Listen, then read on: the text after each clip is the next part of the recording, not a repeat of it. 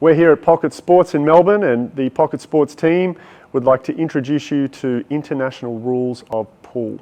International Rules, or Supreme Rules as they may also be called, is a hybrid of a few different rules, and we believe that these rules are going to make the game more enjoyable to watch and also more enjoyable to play.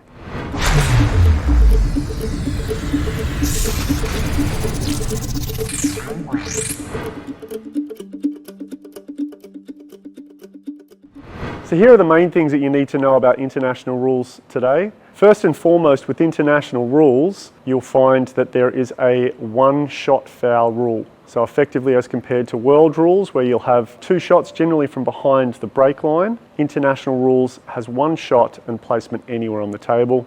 We'll expand on that a little bit later. First thing we're going to take you through today is the break. Now, in international rules, the break is a 3-point rule to get a legal break. We'll get Dakota to take you through that now. So as we all know, with the world rules, it's 4 balls must hit a rail. That's not the case with international. With international, it's a 3-point system. So therefore you can score points one of two ways. There will be an imaginary line in the middle of the table. If 3 balls come past that, that's a fair break. Or the other way is to pot a ball. Every ball potted accumulates 1 point. So I could pot 1 ball and have 2 balls come past the imaginary line, fair break. So I'll do a break now, and you'll see for yourself.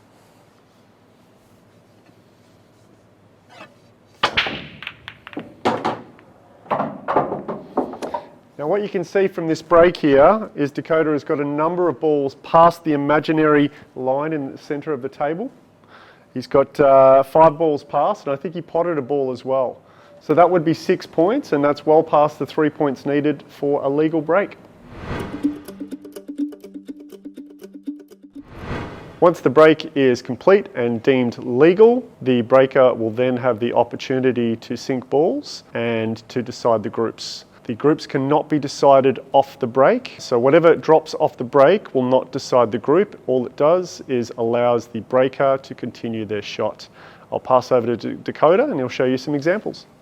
So correct. In world rules, I potted a yellow off the break there, so I could actually nominate yellows and become them. Whether I missed this yellow or not, it'd still be my group. But in international rules, that's not the case again. So in international rules, the break is just an extra shot. So whether I potted balls or not, the next ball I need to pot to become it. So there you have it. You need to sink a ball after the break to own that group. There's a few scenarios that could happen off the break, including the black ball dropping. You could have colours drop, or you could even have the white ball drop or leave the table. So we're going to cross to Dakota now, and he'll take you through some of those examples. So basically in world rules, when you break and the black is potted off the break, it's just a standard re-rack. In international rules, not the case.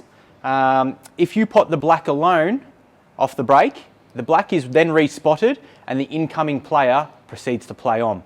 If I potted the black with any coloured ball on the table, the black is re-spotted and I continue on to the shot. Also, the other major thing, which is, if you pot the white ball off the break in international rules, you get ball in hand behind the line, which is same as world rules. If the white ball leaves the table from the break, then I get ball in hand anywhere on the table, 1 shot. Whereas world rules, it's 2 shots behind the line. There you go, international rules. We're going to take you through some combination shots right now. Now, a combination shot before groups have been decided is not a legal shot, simply because you can't be targeting one colour and sinking another. There are some other examples of combinations that are legal, and Dakota's going to take you through those now. So one of the legal combination shots we can play in this game, once groups have been decided, that is. So for instance, I'm reds here. I've got to try and open up this pocket. So in world rules, this is a huge advantage to the bloke that's on yellow. In international rules, not so much. So what I'm going to try and do right now is I'm going to play this red and come over and hit my other red, pot the yellow. That would be a legal shot, play on.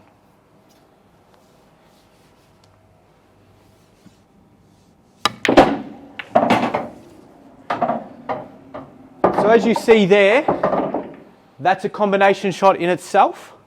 Another one, which I'll show you down the other end of the table here, will be to basically hit my red into the yellow ball and follow the red through as well. So this is another type of combination shot which you're able to do.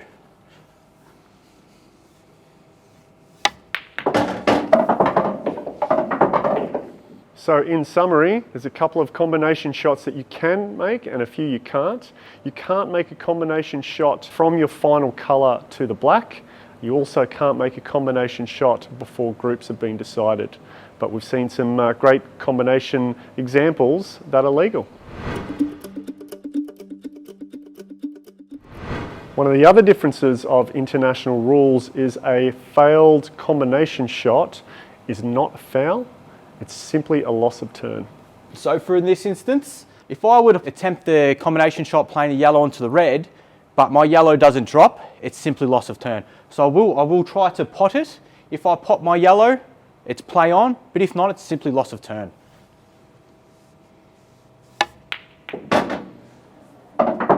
So that shot there was a failed attempt. It is simply loss of turn, incoming player plays on. In international rules, you cannot deliberately foul. This is deemed loss of frame. And you get Dakota to talk us through an example. So here I've got an example. I'm on the reds. I can't run the white ball across and play the double because I'm tucked in. In world rules, what you can do is I could literally just roll up behind that yellow and it's a foul 2 shots. Not the case. In international rules, I actually need to make a genuine attempt. And if the referee deems it as not a genuine attempt, he can call loss of frame. So this is the scenario. I'm going to try and pop my ball.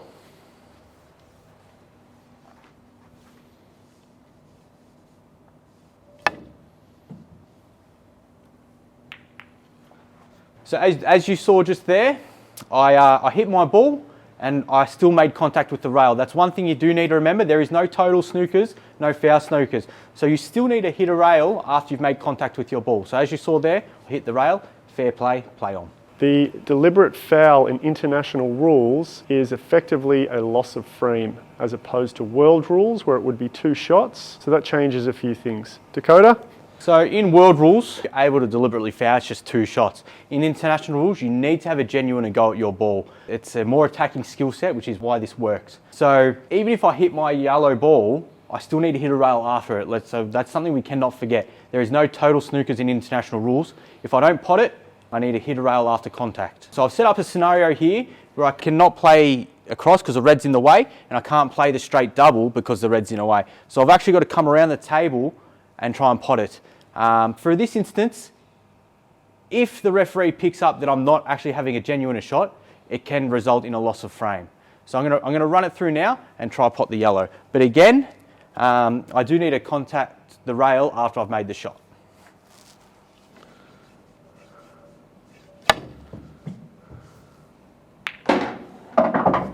There you have it, that's how it's done.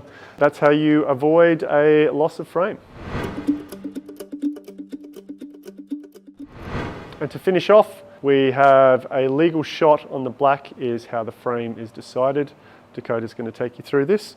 So as we touched on earlier with combination shots, we can actually do another combination shot here with the black. Say there was a red in front of the middle bag, I could play the black onto that red and follow the black through. It's a legal shot. But this one is what catches a lot of people out. What I also can do is pot the black in the middle, run the white ball, and I can still hit the opponent's reds, drop one, and it still wins the frame. So in world rules, it is a loss of frame, but in international rules, you still win. So that's what I'll do now.